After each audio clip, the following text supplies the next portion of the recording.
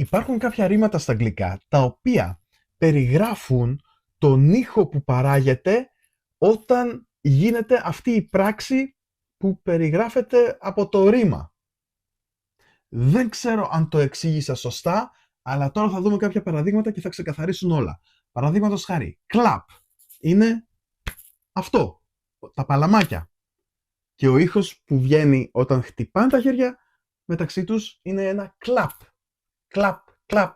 Στα αγγλικά αυτό λέγεται ονοματοποιία.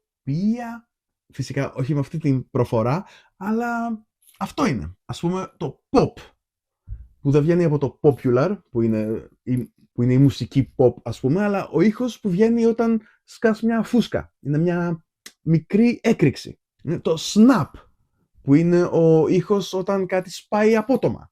Snap κάνει το κλαδάκι. Click, αρκετά γνωστή λέξη, έτσι, είναι το click που κάνει το ποντίκι. Flip είναι ο ήχος που κάνει ένα χαρτί όταν γυρίζουμε σελίδα. Flip, flip, flip. Οι κάρτες, τέλος πάντων. Slap είναι το χαστούκι. Γιατί ο ήχος που υποτίθεται ότι βγαίνει από ένα χαστούκι είναι slap. Δεν ξέρω αν ήταν slap αυτό. Δεν θα το ξανακάνω όμως. Επίσης υπάρχει και το smack, το οποίο είναι ένας ήχος που βγαίνει από μια μπουνιά ή από ένα φιλί στο μάγουλο, αλλά συνήθως είναι ένα χτύπημα.